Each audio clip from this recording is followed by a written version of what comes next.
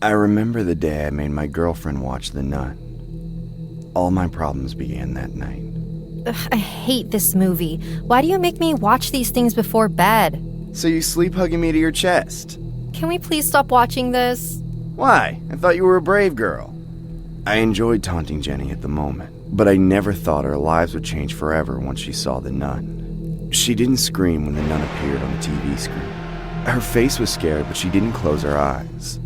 I saw her pupils dilate as she stared at the horrifying face of The Nun. She got quiet all of a sudden. Babe, you alright? Shh! She suddenly got all serious. We watched the rest of the movie in complete silence. When the end credits started to roll, I got up. I feel sleepy. Let's get to bed. But Jenny just stayed there staring at the TV screen. Jen? Her eyes were fixated on the screen. There was no movement in her body. It was like she had been bewitched by the movie. I pushed her this time. Yo, Jen? Huh? What? Babe, the movie's over. Let's get some sleep. Huh? Sleep? Okay. She slowly got up and went to the bedroom, slamming the door behind her. Why is she being so weird, I thought. I switched off the TV and went to the bedroom door. But as I twisted the doorknob, I found it locked from the inside.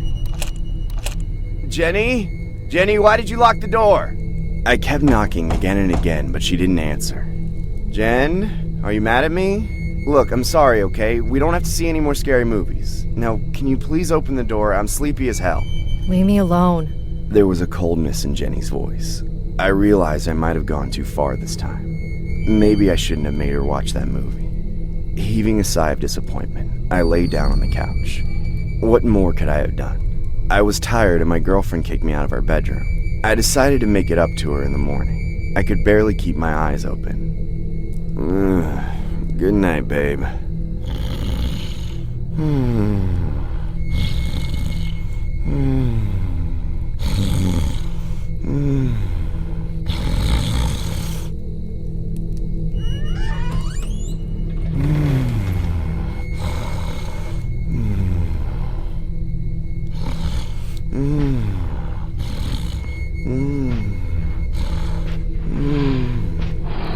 I don't remember what time it was, but I woke up to the sound of heavy breathing. My eyes went to the half-open bedroom door.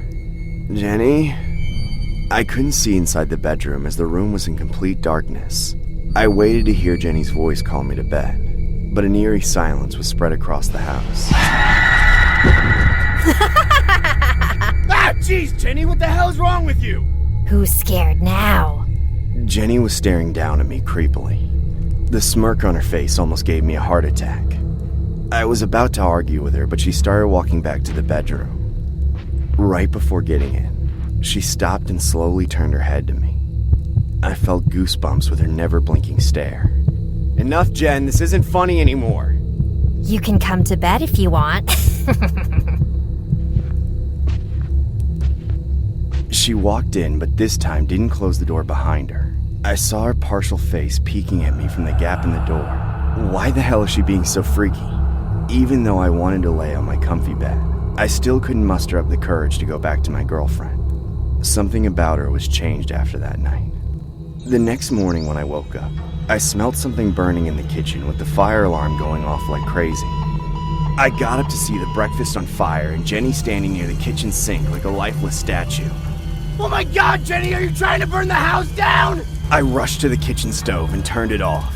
Using the fire extinguisher, I put out the fire too. But shockingly, Jenny had no response. She was holding this frozen chicken under the running tap and watching it with her undivided attention. I couldn't control my emotions and I got angry with her. Jenny, look, I'm sorry for making you watch that film last night, but don't you think you're crossing your limits now? I mean, this is also childish, Jenny. You better start acting like a responsible adult or— Do you think they skin the chickens alive? I wasn't ready for a question like that at all. What? The chicken. Was it skinned when it was alive, or did they slit its throat first? Jenny, babe, you're scaring me. I can't handle this crazy anymore. I'm going for a shower. Are you coming? She didn't wait for my answer and just left, just like last night. Slowly, I started realizing the movie Nun had messed up my girlfriend's mind. I searched online about cases where people showed abnormal behavior after watching a scary movie. It said that not everyone has a strong heart. I was going to consult a psychiatrist for Jenny, but what happened that night made me crap my pants. I was scared to sleep beside Jenny, so I slept on the couch again. But this time, I watched the bedroom door. I wanted to be aware if Jenny snuck out again. I don't remember when I fell asleep, but suddenly a spine-chilling laughter froze me in fear.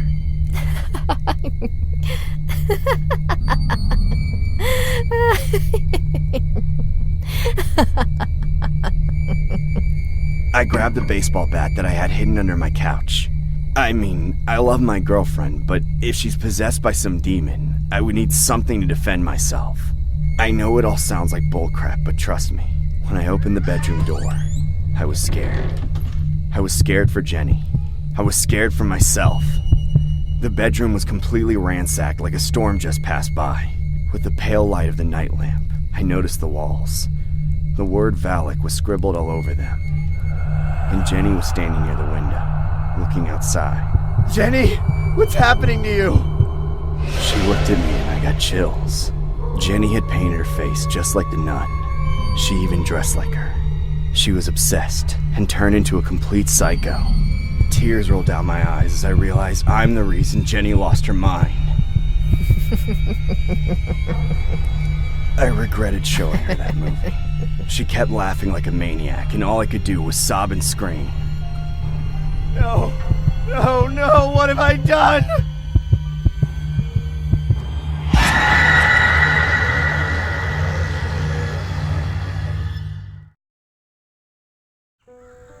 When I transferred to Montreal to earn my university degree, I was looking for cheap accommodation as the university hostel was a little too costly for me.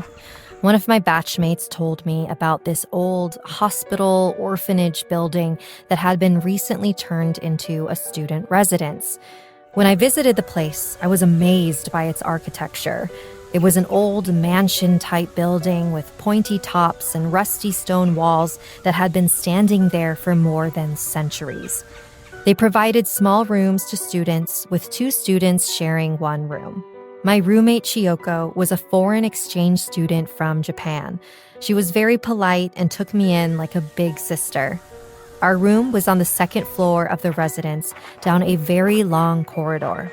Being an old structure, the building gave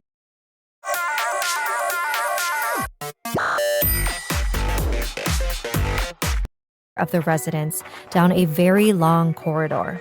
Being an old structure, the building gave a pretty eerie vibe.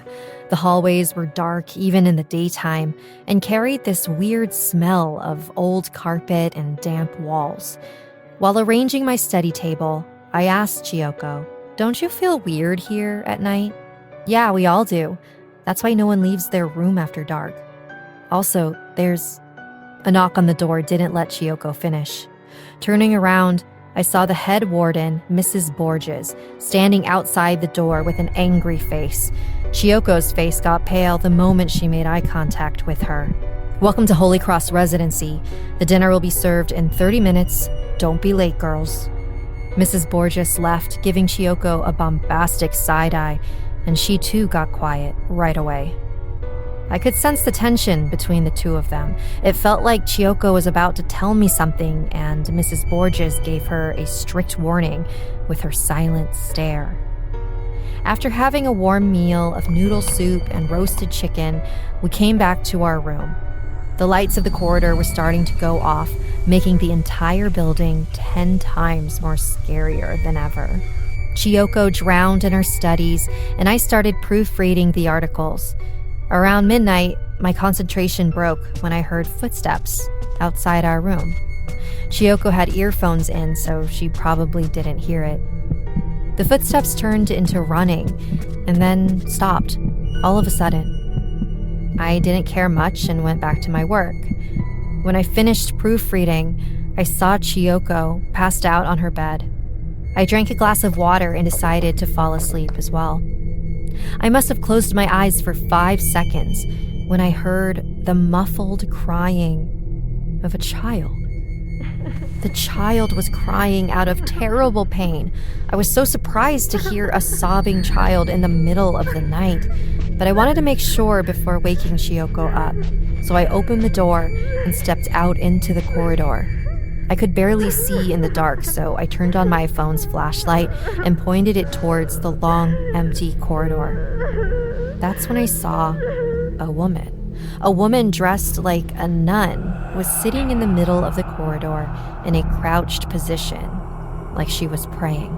She kept her head down, but I could hear her mumbling whisper. Excuse me, are you all right? She remained completely ignorant of my voice and just kept praying. I had no idea how a nun ended up in a student residence, but everything about her felt so suspicious. I started walking towards her to get a better look at her face when she slowly lifted her head. Her hands, assembled in prayer, covered the lower half of her face, but her eyes, her glowing, horrifying eyes made my heart skip a beat. I don't recall for how long I stood there frozen in fear until I felt a grasping hand on my right shoulder. "What are you doing here all alone?" I turned back, but there was literally no one in the hallway. Chioko kept asking me the entire night what I was doing out in the lobby, and I said I heard noises. I didn't tell her what I saw because honestly, I wasn't sure if all that was real or just my tired mind playing tricks on me. The next day, I took off from class because I was feeling feverish. "You need to rest. I'll be back in the evening. Don't go wandering in the hall, okay?" I smiled and nodded my head. Chioko left. As time passed, my fever got worse. I could barely open my eyes as my temperature kept rising. My head was throbbing in pain, and I felt so weak that I couldn't even get up to switch on the bedside lamp. The room got dark with the sunlight dying down. I opened my drowsy eyes, hearing a scratching sound inside the room. It was like someone scratching on a wooden surface. Seeing the closet door slide open on its own, I started breathing heavily. Who's there? And then she came out of the closet. That same nun from last night. Her hands were closed in prayer. Her head was down. She started walking very slowly while praying in silence. "What do you want?"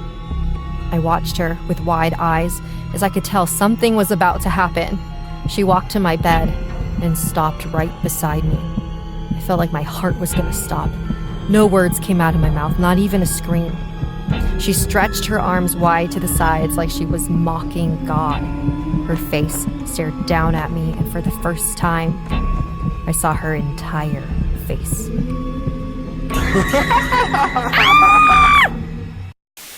The story you just saw is loosely based on the Grey Nun's mother house in downtown Montreal. The most tragic moment came on Valentine's Day 1918 when a fire broke out in the orphanage and claimed the lives of 53 children. Nearly 300 bodies of nuns and children are buried in the basement crypt of this building. In 2007, Concordia University bought the building and converted it into a student residence.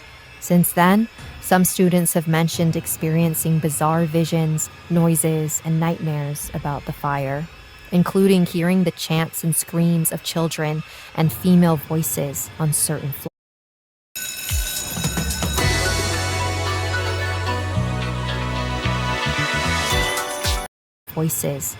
floors.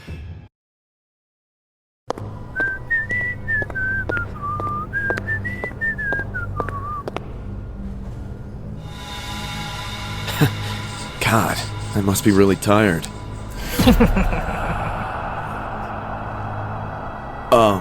Hello? Ma'am? Is everything all right? Why? Did something happen? Your attention, please. Train number 6694 is arriving on platform number 4. Kindly note, train 6694 is arriving on platform number 4. Ma'am? Wait! Where are you going? Hey, stop! Ma'am, move away! Please don't go! No!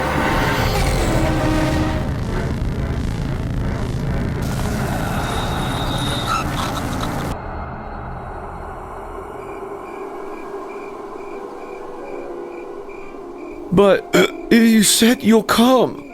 I can't. I'm getting married tomorrow, Ryan. What the hell, Angela? What about us? How could you do this to me? Look, I gotta go. Angela! Angela!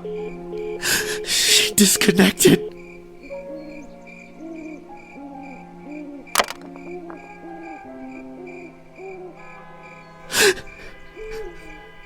Angela!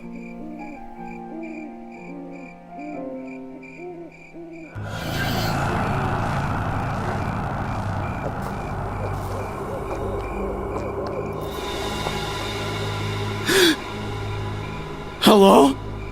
Hello? What do you want? Just get away from here. Angela left me. That witch!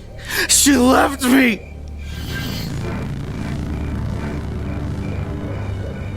Why is she walking like that? Hey! Don't you get it? Leave me alone! Have you seen my brother? Ah! Jesus! Have you seen my brother? No!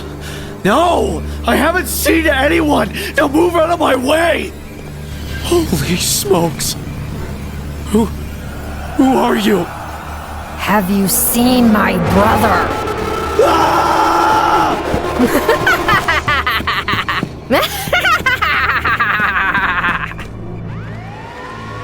She was right behind me. She chased me. Her face. Oh God, her face. A man had been found unconscious on the Threadneedle Street this morning. People noticed him lying on the pavement and thought he was dead. But once they went close to him, they realized the man named Ryan Archibald was passed out from shock. The cops arrived at the scene and sent him to the hospital. Ryan was behaving frantically while mumbling about seeing some nun dressed in black last night. The cops aren't letting anyone to go near him as they think Ryan have suffered some mental breakdown after being left by his girlfriend. But what if Ryan is telling the truth? What if he actually saw a ghostly apparition of some nun last night? Keep your eyes on the morning news for more details. This is Reporter Miller, broadcasting live.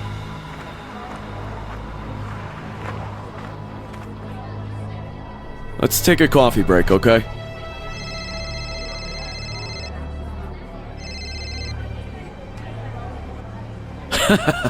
Oh, stop it, Matthew. There's no such thing as ghosts, okay? The guy was drunk and hallucinated the entire thing. You want me to come back here at night? But I'm telling you, it's all a hoax. Fine, if that's what they want. Hey, Charlie, go home and get some sleep. We have work to do tonight. Be very quiet, okay? But why are we going inside the bank? It's dark and creepy, and we can get detained for trespassing. Shut up. No one will see us. Just don't touch anything. We're only going to go inside the garden at the bank. What? Why? If you need to pee, you should have... Damn it, Charlie, I don't need to pee. Just follow me for once.